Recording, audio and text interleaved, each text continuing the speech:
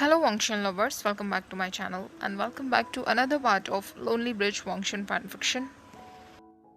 Last part में हमने देखा वीइंग ब्लड स्पेल करने के लिए तैयार था और वांगजी ने उससे कहा था मैं तुम्हें ब्लड स्पेल तभी करने दूंगा जब तुम उसके लिए मेरे ब्लड का इस्तेमाल करोगे। वीइंग खड़ा होता है और अपने हाथ से वांगजी का फोरहेड रिबन निकालने लगता है। वांगजी उससे कहता है ये तुम क्या कर रहे हो।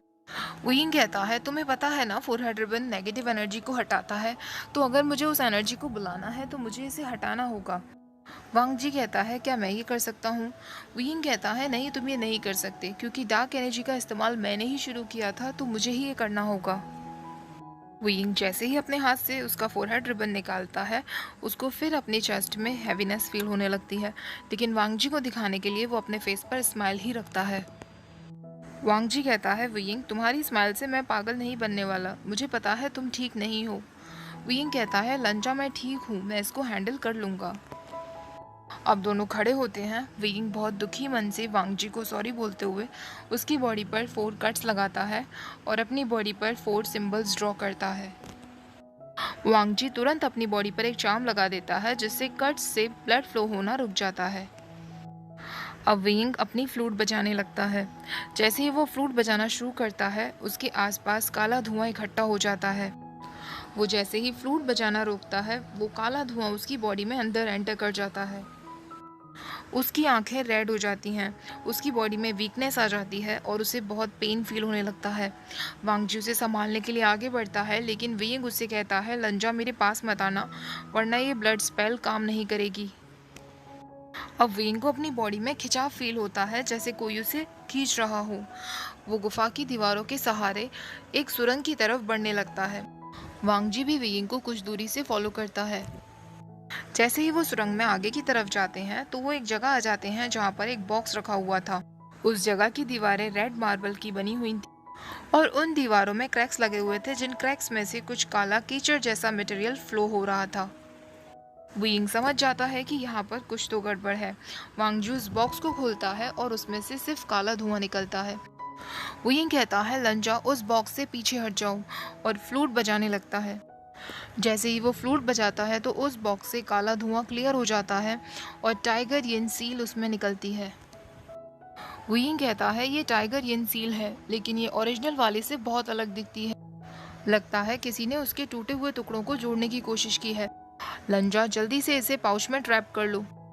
वांगजी जल्दी से अपना पाउच निकालता है और उसमें उस सील को बंद कर देता है, लेकिन जैसे ही वो ऐसा करता है उस गुफा में जोर जोर से चीखने की आवाजें आने लगती हैं और गुफा की दीवारों से वो काला कीचड़ जैसा पदार्थ विंग और वांगजी की तरफ बहते हुए आने लगता है। वांगजी तुरंत विंग को अपनी तरफ खींचता है और दोनों के चारों ओर एक प्रोटेक्शन बैरियर लगा देता है।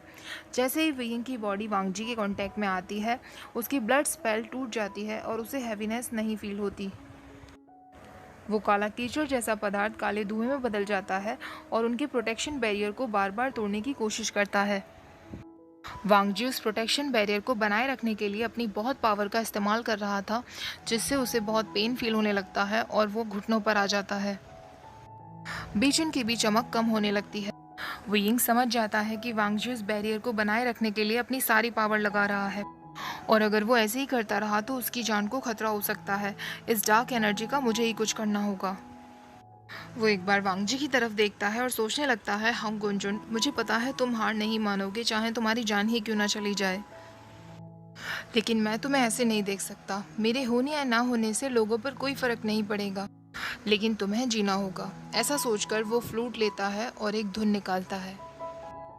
वांगजी उस धुन को पहचानता था। वांगजी समझ जाता है कि विंग की इस स्टेट में ये धुन निकालना उसके लिए लाइफ थ्रेटनिंग हो सकता है और उसकी जान जा सकती है। वांगजी चिल्लाते हुए उससे कहता है अभी की अभी फ्लूट बजाना बंद करो। वांगजी की आंखों में आंसू आ जाते हैं, लेकिन विंग उसकी बातों पर कोई ध्यान नहीं देता और फ्लूट बजाता रहता है। वांगजी के इतने कहने पर भी जब विंग पर कोई असर नहीं पड़ता तो वांगजी तुरंत बीचन हाथ में लेता है और अपनी गर्दन पर रख लेता है। वुयिंग ये देखते ही फ्लूट बजाना बंद कर देता है और वांगजी से कहता है हंगुंजुन तुम्हारी हिम्मत कैसे हुई। फ्लूट का बजना बंद होते ही वो काला धुआं फिर से उनके बैरियर पर अटैक करने लगता है। वुयिंग वांगजी को संभालता है। अब वांगजी अपनी पूरी पावर से वेनिंग को वहां बुलाता है और तुरंत वहां वेनिंग आ जाता है। वेनिंग अपने हाथ में स्वेबियान लेकर आता है और अब वो काला धुआं वेनिंग की तरफ बढ़ने लगता है। वेनिंग कहता है, मास्टर्स आप दोनों यहाँ से बाहर चले जाइए, मैं यहाँ सब संभाल लूंगा। वांगजी उस बैरियर को बिना तोड़े वेयिंग को केव से बाहर की तरफ खींचकर ले जाने लगता है। वेयिंग को वेनिंग को उस गुफा में अकेले छोड़ने पर अजीब लगता है, लेकिन जब वो देखता है कि उस काले धुएं का वेनिंग पर कोई असर नहीं हो रहा था, तो वो वांगजी के साथ बाहर आ जाता है। वांगजी उससे कहता है, इस डार्क एनर्जी को खत्म करने का कोई और तरीका होगा। क्या तुम खुद को बिना कोई नुकसान पहुंचाए ये सब नहीं कर सकते? तभी वेयिंग को सब कुछ याद आता है और उसकी आंखें गुस्से में लाल हो जाती हैं। वो वांगजी को उसके कॉलर से पकड़ते हुए खींचते हुए ले जाता है और दीवार पर पुश करता है। वो उससे कहता है, लंजा क्या तुम्हारा दिमाग खराब हो गया है? वांगजी को भी गुस्सा आता है और वो उससे कहता है, दिमाग तुम्हारा खराब हो गया है। तुमने सोच भी कैसे लिया कि तुम अपनी इस हालत में उस धुन को सरवाइव कर पाते जो तुम वो धुन निकालने लगे? वेइंग उससे कहता है, लंजा अगर मैं कुछ करना चाहता हूँ तो तुम मुझे रोक नहीं सकते, तुम्हें कोई हक नहीं है मुझे रोकने का। मैं अपनी लाइफ के साथ कुछ भी कर सकता हूँ। वांगजी कहता है, मैं तुम्हारा हस्बैंड हूँ और मैं तुमसे प्यार करता हूँ। मैंने प्रॉमिस किया है जिंदगी भर तुम्हारा ख्याल रखने का और तुम मुझे नहीं रोक सकते। इससे पहले कि वेइंग कुछ और कह पाता, वो गुफा से आते हुए चीखें तेज होने लगती हैं। वांगजी कहता है, हमें क्लिनजिंग म्यूजिक प्ले करना चाहिए। वांगजी तुरंत अपनी जिदर निकालता है और वेइंग अपनी फ्लूट बजाता है। वो चीख और भी ज़्यादा तेज़ होने लगती हैं। वेनिंग सुबयान लेकर बाहर आ जाता है, लेकिन अचानक से सारी चीखें आनी बंद हो जाती हैं और वो काला धुआं उस गुफा के अंदर ही बंद हो जाता है और वेइंग उन पर तालिस्मान्स लगा देता है। वेइंग को वीकनेस फील होने लगती है। वांगजी उसे संभालने के लिए आता है, लेकिन वेइंग उसका हाथ हटा देता है और पास ही के पेड़ का सहारा ले लेता है। वेइंग वेनिंग को अपने पास बुलाता है। वेनिंग अपना हाथ वेइंग की कमर पर रखता है और वेइंग अपना हाथ वेनिंग के नेक के अराउंड ले लेता है। इस तरह वेनिंग वेइंग को संभालते हुए घर की तरफ ले जाने लगता है और उनके पीछे वांगजी आता है। वेइंग वांगजी की तरफ पीछे मुड़कर भी नहीं देखता और उसे नहीं पता चलता कि वेइंग और वेनिंग को इतना पास देखकर वांगजी को कितनी जेलसी फील हो रही थी और उसे कितना दुख हो रहा था। अब तीनों उस घर तक आ जाते हैं। वेइंग अपना हाथ वेनिंग के शोल्डर से हटाता है और उसे थैंक्स बोलता है। वेइंग घर में अंदर चला जाता है। वेनिंग भी उसे फॉलो करने की कोशिश करता है, लेकिन वांगजी उसे बाहर ही रोक देता है और उससे कहता है कि इसकी कोई ज़रूरत नहीं है। वेनिंग वहाँ से वापस लौट जाता है। वांगजी घर में अंदर आता है और डोर लॉक कर देता है। वेइंग अभी भी वांगजी की तरफ नहीं देखता और उससे क्वेश्चन करता है, क्या तुम अपने कट्स को ठीक कर सकते हो? वांगजी कहता है, आज नहीं, शायद कल।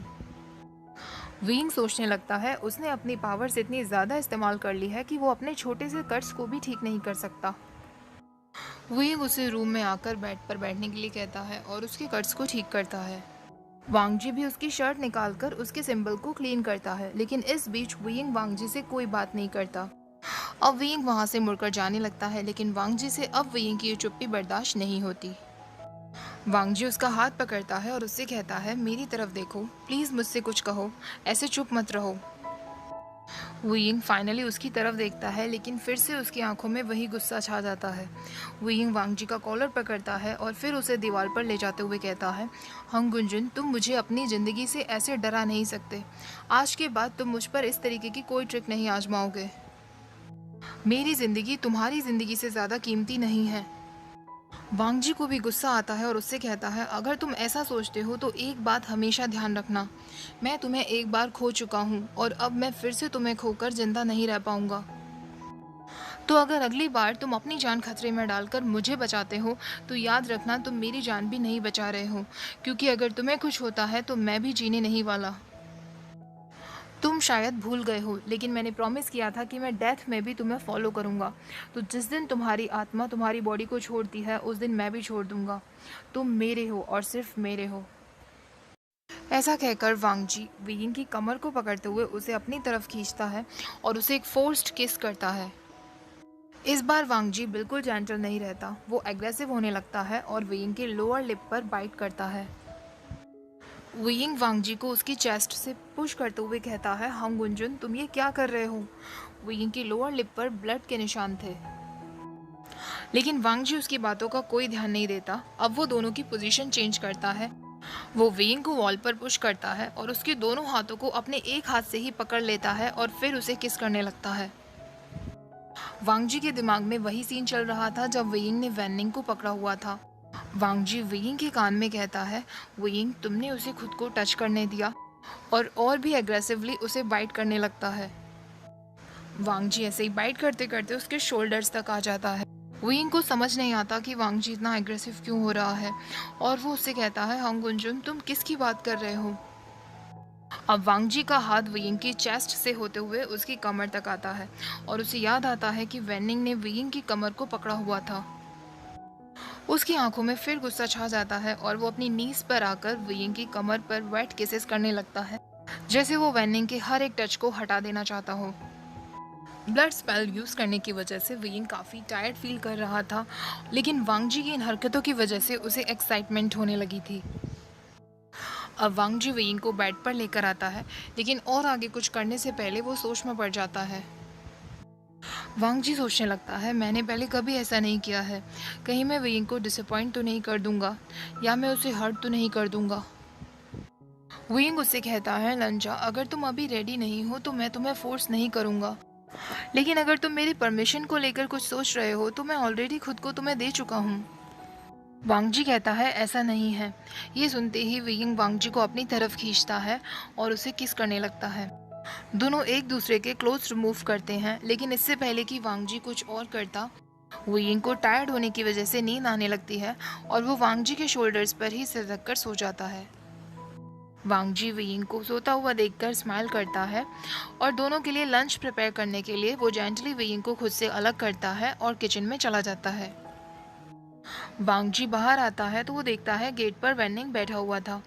वांग जी उससे कहता है, वेइंग आराम कर रहा है, अगर मेरे आने से पहले वो उठ जाए तो उससे कहना कि मैं कुछ सामान लेने के लिए मार्केट गया हूँ।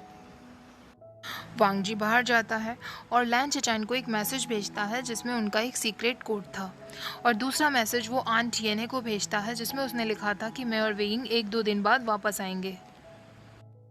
अब वो वेइंग के लिए लोटस रिप सूप खरीदता है और वापस लौटता है। वो देखता है कि गेट पर वेनिंग नहीं था और वो तुरंत वेइंग की रूम की तरफ जाता है। वेनिंग टेबल पर बैठा हुआ था और वेइंग की कुछ बातों पर हंस रहा था। वेइंग अपने नाइट क्लोथ्स में था। ये देखकर वांग जी को और भी गुस्सा आता है कि वेनिंग ने वेइंग को नाइट क्लोथ्स में देखा। वो डोर पर नॉक करता है और वेइंग वांग जी की तरफ देखता है। वेइंग सोचने लगता है, वो नाराज क्यों दिख रहा है, क्या हम दोनों के बीच कुछ समय पहले जो भी कुछ हुआ वो उसे अच्छा नहीं लगा, क्या उसे रिग्रेट हो रहा है। वेइंग स्माइल करते हुए वांग जी की तरफ जाता है और उससे कहता है, तुम मेरा फेवरेट सूप लेकर आए हो। वांग जी नोटिस करता है कि वेनिंग की नजरें वेइंग पर ही थी। वांग जी तुरंत वेइंग को अपनी तरफ खींचता है और उसे गले लगा लेता है। वेइंग वांग जी के कान में कहता है, लंजा तुम ये क्या कर रहे हो, यहाँ पर वेनिंग भी है। लेकिन वांग जी उसकी बात पर कोई ध्यान नहीं देता और जानबूझकर वेनिंग को दिखाने के लिए वो वेइंग को किस करने लगता है। वांग जी और वेइंग को इतना इंटीमेट होते हुए देख वेनिंग को काफी अजीब फील होने लगता है। वो अपनी आंखें नीची करते हुए उस रूम से बाहर निकल जाता है। तब जाकर वांग जी वेइंग को खुद से अलग करता है। अब वेइंग को समझ आता है और वो वांग जी से पूछता है, लंजा क्या तुम्हें वेनिंग से जेलसी हो रही थी। लंजा वो सिर्फ एक फ्रेंड है, उससे जेलस होने की क्या बात है। वांग जी कहता है, आज के बाद तुम मेरे अलावा और किसी के सामने नाइट क्लोथ्स में नहीं आ सकते। वेइंग कहता है, लेकिन क्यों लंजा, मैं एक मैन हूँ। वांग जी कहता है, क्योंकि मुझे ये सब पसंद नहीं, मैं नहीं चाहता कोई भी तुम्हें ऐसे देखे। अब वांग जी वेइंग का हाथ पकड़ते हुए उसे डिनर टेबल पर लेकर आता है और उससे कहता है, तुम्हें भूख लगी होगी, अब तुम्हें खाना खा लेना चाहिए। वेइंग उससे वेनिंग के बारे में पूछता है तो वांग जी फिर उसे गुस्से में कहता है, वो अपना ख्याल खुद रख सकता है। वेइंग सीक्रेटली मुस्कुराते हुए सोचने लगता है, हंग गुंजुन अब मुझे तुम्हारी वीकनेस पता चल गई है। लंच खत्म करने के बाद वेइंग वांग जी से कहता है, कल हम लोग लोटस को वापस जा सकते हैं। ड्रीम डेमोन को लेकर हमने जो प्लान बनाया था शायद अब हम उसे अंजाम दे सकते हैं। वांग जी उससे कहता है, हम अभी 1-2 दिन और इंतजार करेंगे क्योंकि अभी तुम्हारी बॉडी काफी वीक है। वेइंग कहता है, नहीं लंजा, मेरे पास उतना समय नहीं है, अगर जिंगजा वापस आ गया तो वो मुझसे नफरत करता है, उसके सामने हमारा सारा प्लान फेल हो जाएगा। ये सुनकर वांग जी काफ़ी सैड दिखने लगता है तो वेइंग टॉपिक चेंज करते हुए उससे पूछता है, तुमने जेवुजुन को क्या बताया।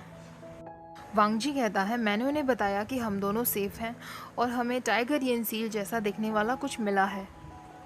अब विंग वांगजी से कहता है, कल सुबह होते ही हम लोटस कोव के लिए निकल जाएंगे। वांगजी कहता है, नहीं, हम कल रात को जाएंगे, क्योंकि तुमने कहा था कि रात के समय ही ड्रीम डेमोन की रिस्पॉन्स देने की पॉसिबिलिटी ज़्यादा है। विंग कहता है, हाँ ठीक है, ऐसा ही करते हैं। अब वांगजी उससे कहता है, अब तुम्हें बेड पर जाकर आराम करना चाहिए। विंग कहता है, लान वांगजी, अगर तुम मुझे बेड पर ज्वाइन करोगे तभी मैं आराम करूंगा। इधर लैंडिंग में लैन चिचैन को वांगजी का लेटर मिलता है और उसे पता चलता है कि विंग और वांगजी युनमग में ही हैं। वांगजी ने लेटर में लिखा था कि हमें टाइगर यंसील जैसा दिखने वाला कुछ मिला है। क्योंकि हम शुयांग को मार चुके हैं तो हमारा शक है कि वो ज़रूर मेंग्याओ ने बनाने की कोशिश की है। लैन चिचैन ये बात जेंगशा को बताने के लिए अपने रूम से बाहर आता है, लेकिन तभी मेंग्याओ वहाँ आ जाता है। मेंग्याओ उससे कहता है, ब्रदर, आपको कहीं जाने की ज़रूरत नहीं, अगर आपको किसी चीज़ की ज़रूरत है तो आप मुझसे कह सकते हैं। शिचैन सोचने लगता है, मेंग्याओ, क्या तुम सच में वैसे नहीं जैसा मैंने तुम्हें सोचा था? इतने स्वीट चेहरे के पीछे ऐसा इंसान भी छुपा बैठा है, किसने सोचा होगा? लेकिन लान चिचैन मेंग्याओ से कहता है, मुझे क्लैन लीडर जांग से कुछ बातें करनी है। हमारे क्लैन और उनके क्लैन के बीच में कुछ प्रॉब्लम्स चल रही हैं, उसी को लेकर मैं कुछ बातें करना चाहता हूँ। लान चिचैन जेंगशा से बात कर रहा होता है। जेंगशा उससे कहता है, मुझे पता है वो दोनों युनमग में ही हैं। वो इवनिंग में लोटस कोव जाने का प्लान बना रहे हैं और मैं भी जल्दी ही लोटस कोव वापस जाने वाला हूँ। लेकिन ये बात मैं अभी उन्हें पता नहीं चलने दे सकता, क्योंकि अगर लांग वांगजी को पता चला तो शायद वो लोटस कोव में नहीं आएगा, क्योंकि अभी वो मुझ पर ट्रस्ट नहीं करता है। इधर विंग वांगजी को अपनी तरफ ही खींचता रहता है और उससे कहता है कि मैं चाहता हूँ तुम भी मेरे साथ रहो। वांगजी उससे कहता है, विंग, कल हमारे लिए एक बड़ा दिन है। मैं चाहता हूँ तुम स्ट्रांग रहो और अपनी सारी एनर्जी गेन करो। प्लीज़ तुम्हें ठीक से आराम करना होगा। विंग उससे कहता है, लंजा, तुम ही मुझे रिलैक्स फील कराने में मदद कर सकते हो। वांगजी उससे कहता है, विंग, तुम्हें पता है मैं भी अपनी स्पिरिचुअल एनर्जी काफ़ी यूज़ कर चुका हूँ और मुझे मेडिटेशन करना होगा जिससे मैं अपनी कोर को स्टेबलाइज कर सकूँ। अब वांगजी अपने रोब उतारते हुए कहता है, लेकिन अगर तुम चाहते हो कि मैं तुम्हारे पास रुकूं तो ठीक है, लेकिन कल मैं तुम्हें युनमग वापस नहीं लौटने दूंगा। विंग उसका हाथ रोकते हुए कहता है, इसकी कोई ज़रूरत नहीं है लंजा, तुम सच में बिल्कुल भी रोमांटिक नहीं हो। कम से कम तुम मेरे पास तब तक तो रुक सकते हो जब तक मुझे नींद ना आ जाए।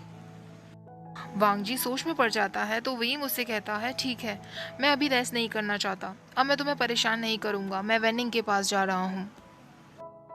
वांगजी को गुस्सा आता है, वो वेइंग के ऊपर आ जाता है और उससे कहता है, उसका नाम फिर से मत लेना, और वो वेइंग को किस करने लगता है। अब वांगजी अपना सिर वेइंग की चेस्ट पर रखते हुए कहता है, वेइंग, तुम ऐसे क्यों हो? मुझे क्यों ऐसा फील करवाते हो? प्लीज़ उसका नाम मत लेना, मैं तुम्हारे साथ ही रुकूंगा। वेइंग भी उसको बैक से कस के पकड़ लेता है और उससे कहता है, I am sorry Hong Gunjan, अब मैं कभी भी तुम्हें जेलस फील कराने के लिए वेनिंग का नाम नहीं लूँगा, मैं वही करूँगा जो तुम कहोगे। जैसे ही वेइंग को नींद आती है, वांगजी उसके ऊपर से उठता है और मेडिटेशन में लग जाता है। वांगजी 4-5 घंटे तक मेडिटेशन ही करता रहता है। अब वेइंग की भी नींद खुल जाती है और वो वांगजी के पास आता है। वेइंग ने ड्रीम डेमोन को कैप्चर करने के लिए जो प्लान बनाया था वो उस पर श्योर नहीं था। अब वांगजी को मेडिटेशन करते हुए रात हो गई थी। वेइंग उसकी नीज पर हाथ रखते हुए कहता है, लंजा, तुम कब तक और मेडिटेशन करोगे? रात हो चुकी है। वांगजी आंखें खोलता है और मुस्कुराते हुए कहता है, क्या तुम्हें भूख लगी है? विंग कहता है, नहीं लंजा, लेकिन मुझे कुछ इंपॉर्टेंट मैटर पर तुमसे बात करनी है। विंग कहता है, लंजा, मैं सोच रहा था क्यों ना हम उस टाइगर यंसील के साथ एक और बार बॉन्ड क्रिएट करने की कोशिश करें। वांगजी कहता है, विंग, तुम्हें पता है कि इस वजह से तुम्हारे दिमाग पर कितना असर पड़ता है? विंग उसे कहता है, लंजा, मैं ट्राई करना चाहता हूँ क्योंकि शायद इससे हमें और ज़्यादा पावर मिल सकेगी ड्रीम डेमोन से लड़ने के लिए। वांगजी को चिंता होने लगती है और वो विंग से कहता है, विंग, तुमने मुझसे कहा था कि तुम ड्रीम डेमोन को अपनी बॉडी में अंदर आने दोगे और उसे कंट्रोल कर सकोगे और मैं क्लेंजिंग म्यूजिक से उसे डिस्ट्रॉय करूँगा। क्या तुम अब अपने प्लान को लेकर श्योर नहीं हो? विंग सोचने लगता है, होंग गुंजन, तुम इतने स्मार्ट क्यों हो?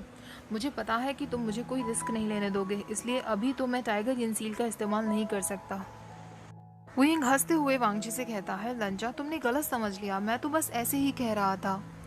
लेकिन वांगजी को उसकी बातों पर विश्वास नहीं होता और वो समझ जाता है कि विंग उससे कुछ न कुछ तो छुपा रहा है। अब विंग उसे कहता है, लंजा, मुझे भूख लगी है, चलो साथ में बैठकर खाना खाते हैं।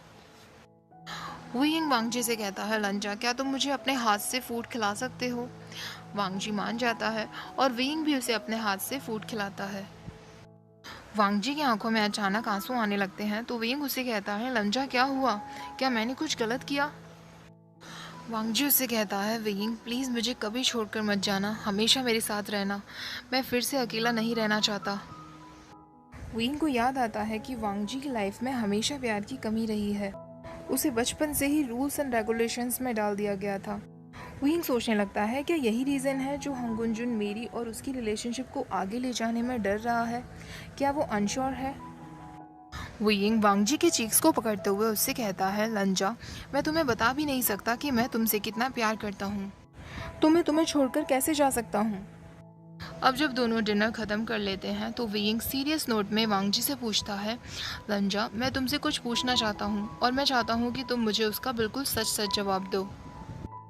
वांगजी अपना सर हिला देता है तो विंग उससे कहता है, लंजा मैंने देखा है कि तुम मुझे टच करने से डरते हो, जबकि मैं तुम्हें अलाउ कर देता हूँ फिर भी। ऐसा क्यों है? और जब भी मैं तुम्हें टच करने की कोशिश करता हूँ तो तुम पीछे हट जाते हो। मुझे पता है तुम मुझे पसंद करते हो, फिर तुम खुद को क्यों कंट्रोल करते हो? हम दोनों एक दूसरे से प्यार करते हैं, हम दोनों मैरिड हैं, फिर क्या चीज़ है जो तुम्हें रोक रही है? वांगजी सोचने लगता है कि विंग को सच जानने का हक है और वो उससे कहता है, वेइंग तुम्हें याद है जब हमने पहली पहली बार किस किया था तो तुम्हारी तबीयत अचानक से ख़राब होने लगी थी। दरअसल तुम्हें डर था कि तुम मुझे खो दोगे, वो तुम्हें पैनिक अटैक आया था। आंट येने ने मुझे बताया कि बचपन में भी तुम्हारे साथ ऐसा होता था। उन्होंने मुझे बताया कि तुम्हारा हार्ट काफ़ी वीक है और मुझे सब कुछ स्लोली ही करना चाहिए। मैं तुम्हें चाहता हूँ वेइंग, लेकिन मैं तुम्हें हर्ट करना नहीं चाहता। वहीं गुस्से कहता है, लंजा आंट येने मेरे पास्ट के बारे में बहुत कुछ जानती हैं, लेकिन ऐसा भी कुछ है जो वो नहीं जानती। हो सकता है मेरा दिल कमज़ोर रहा हो, लेकिन अब मेरे दिल में तुम हो और जब भी मैं तुम्हारे साथ होता हूँ तो तुम्हें लेकर मुझे बहुत स्ट्रॉन्ग फीलिंग्स आने लगती हैं। लेकिन अब जब मुझे पता चल चुका है कि लोटस कोव में मेरे साथ वैसा क्यों हुआ था, तो मैं अपने इमोशंस को कंट्रोल करने की कोशिश करूँगा। अब वो वांगजी की तरफ जाता है और उसकी आंखों में आंखें देते हुए कहता है, मुझे पता है कि शायद थोड़ा हर्ट होगा, लेकिन मैं तुम्हें बहुत चाहता हूँ हंगुनजुन, क्या तुम ये नहीं देख सकते? मेरी बॉडी अभी थोड़ी वीक है, लेकिन वो कुछ समय के लिए ही है, इसलिए मैं अभी तुम्हें छोड़ रहा हूँ हंगुनजुन। लेकिन याद रखना, मेरा इरादा तुम्हें हर तरीके से अपना बना लेने का है। अब वो वांगजी के कान में जाकर कुछ कहता है और वांगजी उससे शेमलेस कहने लगता है। अब वेइंग वांगजी की शर्ट निकालते हुए कहता है, क्या तुमने अपने कट्स को ठीक कर लिया? वांगजी कहता है, नहीं, उसकी ज़रूरत नहीं है। तो विंग उससे कहता है, अगर तुमने अपने कट्स को ठीक नहीं किया तो मैं करूँगा। वांगजी उससे कहता है, ठीक है तो मैं अपने कट्स ठीक कर लेता हूँ, लेकिन फिर आज रात को मैं तुम्हें ज्वाइन नहीं कर पाऊँगा। विंग समझ जाता है कि वांगजी एक तरीके से उसे ब्लैकमेल कर रहा है। विंग कहता है, लंजा अगर ऐसी बात है तो मैं तुम्हें चुनता हूँ। ऐसा कहकर वो वांगजी को उसकी कमर से पकड़ते हुए खींचता है और उसे किस करने लगता है। काफ़ी समय किस करने के बाद जब वांगजी के लिप्स रेड और स्वॉलन हो जाते हैं तो विंग उसे पूछता है, लंजा क्या तुम्हें पसंद है जब तुम्हें मैं ऐसे किस करता हूँ? वांगजी कोई जवाब नहीं देता और वो सीधे विंग को नेक बाइट करने लगता है और उसकी शर्ट खोलने लगता है। लेकिन विंग तुरंत उसे किस करना बंद कर देता है, उसकी चेस्ट पर हाथ रखकर उसे पीछे की तरफ धक्का देता है और उससे अलग हो जाता है। विंग उससे कहता है, जाके पहले अपने कट्स ठीक करो, मैं नहीं चाहता कि कल तुम किसी भी तरीके से वीक दिखो। जब तुम अच्छे से कल्टीवेशन कर लो उसके बाद तुम मुझे ज्वाइन कर सकते हो। विंग जानबूझकर अपने नाइट रोब्स निकाल देता है और शर्टलेस ही बेड पर लेट जाता है। विंग सोचने लगता है, लंजा ये हर उस दिन का बदला है जब तुमने मुझे भी ऐसे ही एक्साइटेड करके छोड़ दिया था। और वांगजी की तरफ एक ईविल स्माइल देता है। वांगजी विंग की तरफ देखकर सोचने लगता है, विंग सच में जब बदला लेने की बारी आती है तो तुम यीलिंग पैट्रियार्क बन जाते हो। दूसरी तरफ जेंगछा जिनलिंग को लेकर लोटस कोव के लिए निकल जाता है। विंग जब सुबह उठता है तो वो देखता है वांगजी अभी भी मेडिटेशन कर रहा था। वो वांगजी को डिस्टर्ब नहीं करना चाहता था तो वो फ्रेशन अप होने के लिए और फिर पानी लेने के लिए किचन में चला जाता है। जब वो वापस आता है तो वांगजी अचानक से उसे गले लगा लेता है। विंग उससे कहता है, क्या हुआ लंजा? वांगजी कहता है, मैंने जब अपनी आंखें खोली तो तुम बेड पर नहीं थे, मुझे लगा तुम चले गए।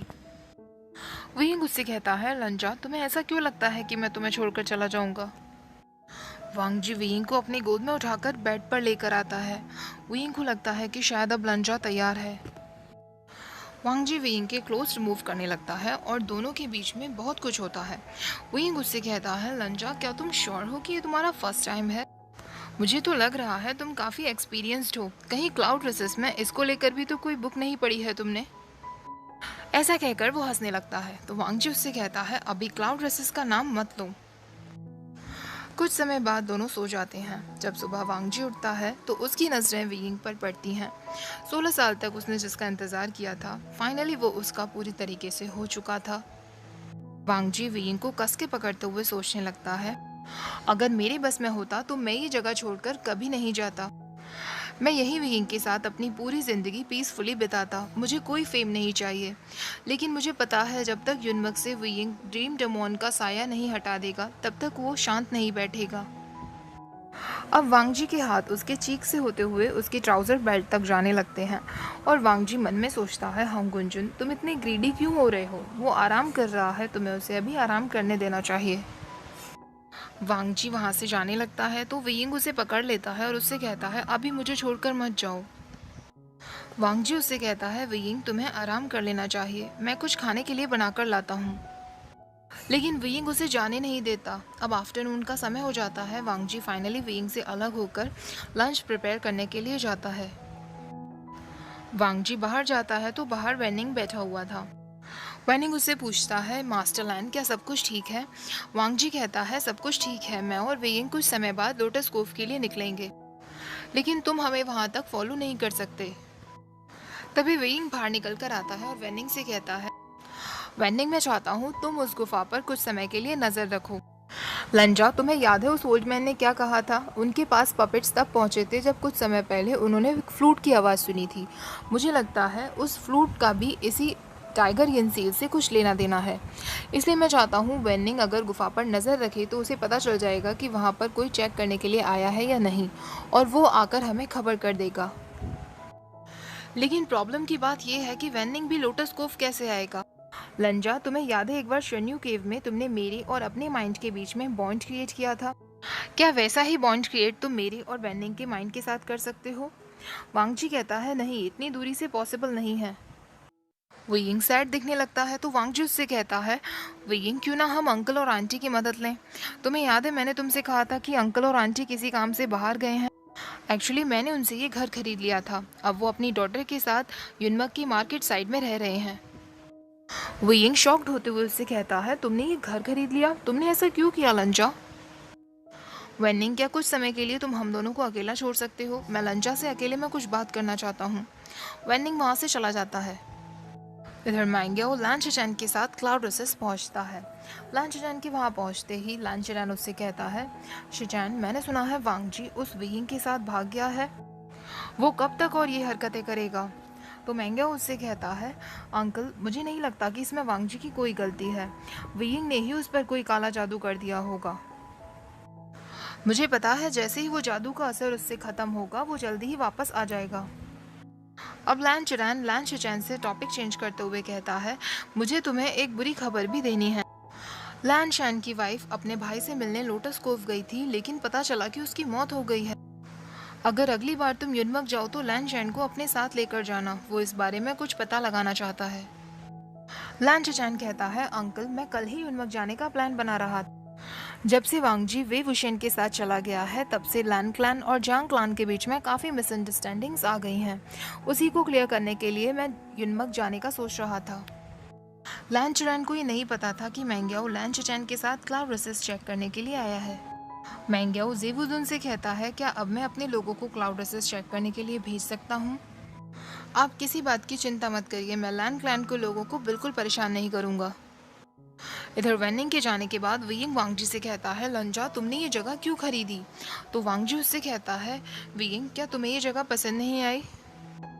तुम यहाँ बड़े हुए हो, मुझे लगा तुम्हें ये जगह अच्छी लगेगी। फ्यूचर में जब भी तुम्हें युनमक आने का मन करेगा तो हम यहीं आकर रहा करेंगे। ये सुनकर वियिंग की आंखों में आंसू आने लगते हैं तो वांग जी उससे कहता है, वियिंग क्या मैंने कुछ गलत कर दिया? विंग उसके चीक्स को पकड़ते हुए कहता है, हंगुंजुन, मैंने कभी नहीं सोचा था कि मुझे ज़िंदगी में कोई ऐसा भी मिलेगा जो मेरी इतनी परवाह करेगा। मुझे तुमसे और भी ज़्यादा प्यार होने लगा है। क्या तुम्हें पता है तुम मेरे लिए कितने कीमती हो? बस इतना ही कहने की देर थी। वांग जी फिर विंग को अपनी गोद में उठाकर उनके रूम में ले जाता है और दोनों फिर से कोजी होने लगते हैं। विंग वांग जी का हेड गियर निकाल देता है और उसके सारे बाल खुल जाते हैं। वांग जी भी विंग की रोब्स निकाल देता है। तभी बाहर से वेनिंग की आवाज़ आती है, मास्टर वे, क्या आप अंदर हैं? और वो डोर नॉक करने लगता है। वांग जी को गुस्सा आ जाता है और विंग उससे सॉरी बोलता है, लेकिन विंग वेनिंग से कहता है, वेनिंग, कुछ समय हमारा बाहर इंतज़ार करो, अभी हम लंच कर रहे हैं। वेनिंग कहता है, ठीक है मास्टर्स, मैं बाहर इंतज़ार कर रहा हूँ। विंग वांग जी की चीक्स पकड़ते हुए कहता है, लंजा, नाराज़ मत हो, वैसे भी मुझे सच में भूख लगी है, हम बाद में कंटिन्यू कर सकते हैं। वांग जी स्माइल करता है और विंग को किचन में ले आता है। विंग वेनिंग के लिए भी दरवाज़ा खोल देता है और तीनों मिलकर लंच करते हैं। अब विंग और वांग जी लोटस कोव के लिए निकल जाते हैं और वेनिंग से कहते हैं कि वो केव पर नज़र रखे। विंग और वांग जी पहले उस दाइमा के पास जाने का सोचते हैं जो अपनी डॉटर के साथ रह रही थी। विंग देखता है कि वांग जी के हाथ में स्विबियान थी, तो विंग उससे पूछता है, लंजा, तुम अपने साथ हमेशा स्विबियान क्यों रखते हो? मैं तुमसे कह चुका हूँ कि अब इसका कोई यूज़ नहीं है। वांग जी उससे कहता है, ये तुम्हारी है तो बस मेरे लिए इम्पोर्टेंट है। विंग मुस्कुराते हुए उससे कहता है, लंजा, तुम इतनी स्वीट बातें करना कहाँ से सीखे हो? ऐसा कहकर वो वांग जी को मार्केट की एक सुनसान गली में खींच लेता है और उसे किस करने लगता है। वांग जी उससे कहता है, विंग, ये सही जगह नहीं है, तुम क्या कर रहे हो? विंग उससे कहता है, लंजा, मैंने तुमसे कितनी बार कहा है, इतनी स्वीट बातें मुझसे करोगे तो मैं खुद को कैसे कंट्रोल करूँगा? तभी वांग जी देखता है कि वहाँ से दो लड़कियाँ गुजरने वाली थी। वांग जी तुरंत अपनी पोजीशन बदल लेता है और विंग को खुद से ढक लेता है। वो दोनों लेडीज़ उससे पूछती हैं, यंग मास्टर, क्या आप ठीक हैं? वांग जी कहता है, हाँ मैं ठीक हूँ, और वो दोनों वहाँ से चली जाती हैं। विंग उससे कहता है, हंगुंजुन, क्या तुम मेरी इज्जत बचाने की कोशिश कर रहे थे? वांग जी उससे शेमलेस कहता है और उसे वहाँ से खींचकर ले जाने लगता है। अब दोनों लोटस कोव पहुँच जाते हैं और सीधे आंट याने से मिलने पहुँचते हैं। विंग आंट याने को अपने प्लान के बारे में बता ही रहा होता है कि तभी वहाँ पर जेंगशा आ जाता है और उससे कहता है, आखिरकार तुम लोटस को वापस आ ही गए। वांग जी को लगता है कि आंट याने ने हमें धोखा दिया है। विंग जेंगशा से बात करने की कोशिश करता है, लेकिन जेंगशा उसकी तरफ बढ़ने लगता है और उससे कहता है, तुम यहाँ क्यों आए हो वेवुशियन? तभी वांग जी दोनों के बीच में आ जाता है और जेंगशा से कहता है, चांग वाइया, हम यहाँ कोई परेशानी खड़ी करने नहीं आए हैं। जेंगशा उससे कहता है, लान वांग जी, तुम्हें क्या लगता है मैं तुम्हारे कीमती विंग के साथ क्या करने वाला हूँ? मैं तो भूल ही गया, तुम दोनों की फ्रेंडशिप बहुत महान है। एक ने अपनी फैमिली को धोखा दिया और दूसरा अपने क्लान और अपने ब्रदर की रेपुटेशन को भूलकर यहाँ उसका साथ दे रहा है। वो यिंग जेंगशा की तरफ बढ़ने लगता है, लेकिन जेंगशा को लगता है कि शायद विंग उस पर अटैक करने वाला है और वो उसे हाथ से पुश कर देता है और वो एक ही पुश में गिरने वाला होता है, लेकिन तभी वांग जी उसे संभाल लेता है। जेंगशा को लगता है कि शायद विंग ड्रंक है और वो उससे कहने लगता है, तो येलिंग पैट्रियार्क, तुम इतना ज़्यादा ड्रंक हो कि खुद को संभाल भी नहीं सकते। वांग जी उससे कहता है, जंग वाइया, अब बहुत हुआ, और वो बीचन निकालकर उससे लड़ने लगता है। विंग उसे रोकने की कोशिश करता है, लेकिन बहुत देर हो चुकी होती है और दोनों लड़ने लगते हैं।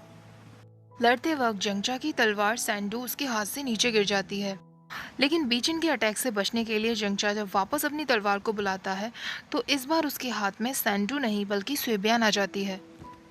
ये देखकर वांग जी और जेंगशा दोनों ही शॉक्ड रह जाते हैं। वांग जी गुस्से में जियांगचेंग से पूछता है, स्वेबियान तुम्हारे बुलाने पर कैसे आ गई? जियांगचेंग खुद शॉक्ड होते हुए कहता है, मुझे नहीं पता। अब दोनों वेइंग की तरफ देखते हैं। वांग जी उससे पूछता है, वेइंग, स्वेबियान जियांगचेंग की बात कैसे मान रही है? वेइंग अपनी आंखें नीचे करते हुए कहता है, लंजा, ये सब बातों का अब कोई फर्क नहीं पड़ता। तो वांग जी उससे कहता है, मुझे फर्क पड़ता है, मुझे जानने का हक है। जेंगशा भी वेइंग से पूछने लगता है, वे वुशियन, नेवर नाइट वाले दिन तुमने स्वेबियान अपने हाथ में क्यों कैरी नहीं की थी? हर बार बीचन ने ही तुम्हें प्रोटेक्ट किया था, तुमने स्वेबियान को टच भी नहीं किया, उसका रीज़न क्या है? जेंगशा वेइंग के पास बैठता है और उससे पूछता है, तुम ड्रंक नहीं हो ना? जेंगशा वेइंग को उसकी चेस्ट पर वहीं टच करने लगता है जहां उसने अभी हिट किया था। तो वांग जी उसका हाथ हटाते हुए कहता है, उसे टच मत करो। जिंगशन की आंखों में आंसू आने लगते हैं और वो वेइंग से कहता है, वे विशन, एक समय था जब हम दोनों भाई थे। मेरी बहन ने तुमसे कितना प्यार किया था, उसने हमेशा तुम्हारा ख्याल रखा। क्या उन रिश्तों के नाते ही तुम मुझे सच बता सकते हो? वेइंग ये सच किसी को बताना नहीं चाहता था, क्योंकि उसे पता था ये बताने से वांगजी और जिंगशा दोनों को ही बहुत दुख होगा। लेकिन अब उसके पास और कोई रास्ता नहीं था। वेइंग जिंगशा को सब बता देता है कि किस तरह उसने वेंचिंग के साथ मिलकर कोर ट्रांसफर करने का प्लान बनाया था। वांगजी, जिंगशा और वेइंग बिल्कुल शांत रह जाते हैं। जिंगशा उससे पूछता है, इसका मतलब मेरे अंदर जो कोर है वो तुम्हारी है? जिंगशा उससे पूछता है, नेवर नाइट वाले दिन जब तुम चेंचिंग प्ले कर रहे थे तो तुमने युनमक क्लान के लोगों को बिल्कुल हर्ट नहीं किया, तो बाद में तुमने कैसे अपना कंट्रोल खो दिया? वियिंग कहता है, मैं बस सबको डराना चाहता था। मैं कभी भी नहीं चाहता था कि मेरी वजह से कोई भी मारा जाए। जब उस दिन मैं शिजे को ढूंढ रहा था तो मैंने एक फ्लूट की आवाज़ सुनी। मैं नहीं पहचान पाया कि वो फ्लूट किसकी थी, लेकिन मैं सच कह रहा हूँ, मैं वो नहीं था। जिंगशा को वियिंग की बातें सुनकर बहुत रोना आने लगता है और उसे समझ आता है कि क्यों उसके पिता ने हमेशा वियिंग को उससे ज़्यादा पसंद किया था, क्योंकि वियिंग हर चीज़ में उससे आगे है। अब जिंगशा वांगजी की तरफ देखता है तो वो नोटिस करता है कि वांगजी की आंखों से आंसू आने लगे थे। जिंगशा समझ चुका था कि वांगजी और वेइंग के बीच में जो भी कुछ है वो सिर्फ फ्रेंडशिप तो नहीं है, लेकिन इस बार पहली बार वो लांग वांगजी को रेस्पेक्ट देना चाहता था, क्योंकि जब सारे कल्टीवेशन वर्ड ने, बल्कि उसने खुद ने भी वे विशन का साथ छोड़ दिया तो सिर्फ वांगजी ही था जो उसके साथ खड़ा रहा था। जिंगशा वांगजी से कहता है, हांगुनजुन, मुझे लगता है वे विशन को आराम की ज़रूरत है, वो काफ़ी कमज़ोर लग रहा है। वेइंग उससे कहता है, जिंगशा मैं ठीक हूँ। लेकिन वांगजी उसे अपनी गोद में उठाता है और जिंगशा भी उन दोनों को एक रूम की तरफ ले जाने लगता है। जिंगशा उस रूम के पास जाकर कहता है, जिनलिंग अभी के अभी रूम से बाहर आओ। वेइंग नहीं चाहता था कि जिनलिंग वेइंग को वांगजी की गोद में देखे। वेइंग वांगजी से कहने लगता है, लंजा, मुझे अभी के अभी नीचे उतारो, लेकिन वांगजी उससे साफ मना कर देता है। वेइंग उससे कहता है, लंजा, जिनलिंग क्या सोचेगा? जिंगशा कहता है, वो कुछ नहीं सोचेगा, और अगर वो कुछ भी सोचेगा तो मैं उसके पैर तोड़ दूंगा। तभी जिनलिंग रूम से बाहर आता है और उसके साथ उसका डॉग फेरी भी आता है। वो यिंग फेरी को देखकर वांगजी को कस के पकड़ लेता है और उससे कहता है, लंजा, प्लीज मुझे बचाओ। जिंगशा जिनलिंग से कहता है, जिनलिंग तुम मेरे साथ रहोगे। जिनलिंग उससे कहता है, लेकिन क्यों अंकल, ये मेरा रूम है। तो जिंगशा उससे कहता है, क्योंकि मैं कह रहा हूँ, और अगर तुमने ज्यादा कुछ बोलने की कोशिश की तो मैं तुम्हारी टांगें तोड़ दूंगा। जिंगशा वांगजी से कहता है, हंगुनजुन, तुम दोनों यहाँ रुक सकते हो। विंग उससे कहता है, जिंगशा तुम मुझसे बात क्यों नहीं कर रहे हो? तुम अचानक से लांग वांगजी के साथ इतने अच्छे से पेश आ रहे हो। जिंगशा विंग को इग्नोर ही करता है और वांगजी से कहता है, हंगुनजुन, मैं कुछ समय बाद आंटी एने को यहाँ भेज दूंगा, वो उसको चेक कर लेंगी। जिंगशा वांगजी को बताता है, जेवुजुन भी कल यहाँ आ जाएंगे। अभी जेवुजुन मैंग्याओ के साथ क्लाउड रिसेस में है। मैंग्याओ तुम दोनों को ढूंढने के लिए क्लाउड रिसेस गया है। वांगजी थोड़ी चिंता जताता है तो जिंगशा उससे कहता है, तुम्हें चिंता करने की कोई ज़रूरत नहीं है, क्योंकि मैंग्याओ जेवुजुन को हर्ट नहीं करेगा। कुछ भी हो, वो जेवुजुन की बहुत रेस्पेक्ट करता है। वांगजी और वेइंग दोनों रूम में एंटर करते हैं और वांगजी वेइंग को फाइनली बेड पर लेटा देता है। वेइंग उससे कहता है, लंजा, मैं सच में ठीक हूँ। लेकिन वांगजी उसकी बातों को इग्नोर करता है और उसकी शर्ट खोलने लगता है। विंग फिर वांगजी को छेड़ने लगता है और उससे कहता है, लंजा, हम अभी यहाँ आए हैं, क्या तुम मुझसे एक इवनिंग भी दूर नहीं रह सकते? वांगजी उसकी ट्राउजर बेल्ट खोलने लगता है और उससे कहता है, हाँ, मैं दूर नहीं रह सकता, मुझे अभी तुम चाहिए। और तुमने मुझसे कहा था कि तुम ठीक हो, क्या तुम मुझसे इतनी जल्दी बोर हो गए हो विंग? अब विंग को समझ आता है कि वांगजी क्या चेक करने की कोशिश कर रहा है और वो उससे कहता है, ठीक है, मैं हार गया, तुम जीते। मैं ठीक नहीं हूँ, मैं पेन में हूँ। मैं ड्रीम डेमोन से डील करने के लिए तब तक तुमसे नहीं कहूँगा जब तक मैं पूरी तरीके से ठीक नहीं हो जाऊँगा। वांगजी विंग के गाल पिंच करते हुए उससे थैंक्स बोलता है और उससे कहता है, तुम जैसे ही ठीक हो जाओगे हम पक्का ड्रीम डेमोन को साथ मिलकर सामना करेंगे। तब तक तुम आराम करो, आंट यानी अभी यहाँ आती होंगी, मुझे जिंगशा से कुछ बातें करनी है। ऐसा कहकर वांगजी गेट बंद कर देता है और विंग आराम करता है। अब वांगजी जिंगशा से मिलने के लिए जाता है। ओके गाइज, लास्ट पार्ट में किसी ने मुझसे कहा था कि आप प्लीज़ चैप्टर नंबर्स भी बता दिया करो जिससे हम लोग रीड कर लिया करें। तो मैं आपको चैप्टर नेम बता देती हूँ जिस चैप्टर पर मैंने आज का पार्ट एंड किया है। चैप्टर का नाम है ऑलवेज होपिंग ऑलवेज वेटिंग। अभी भी कुछ चैप्टर्स रह गए हैं, 3-4 पार्ट्स और बन जाएंगे इस फैन फिक्शन के। आपको कैसा लग रहा है ये फैन फिक्शन, ज़रूर मुझे बताना। मैंने तो आपको बता ही दिया था कि लंचा समटिंट के बाद ये मेरा सेकंड फेवरेट था। ऑल्सो गाइज, मैं सोच रही थी क्या मुझे इस फैन फिक्शन के साथ में एक और ड्रामा स्टार्ट कर देना चाहिए या फिर पहले इसी फैन फिक्शन को मैं कंप्लीट कर दूँ। ज़रूर बताना मुझे कमेंट सेक्शन में। और वीडियो अच्छी लगी हो तो प्लीज़ लाइक ज़रूर कर देना, शेयर कर देना वांगशिन लवर्स के साथ और मेरे चैनल को सब्सक्राइब कर देना। Thank you for watching.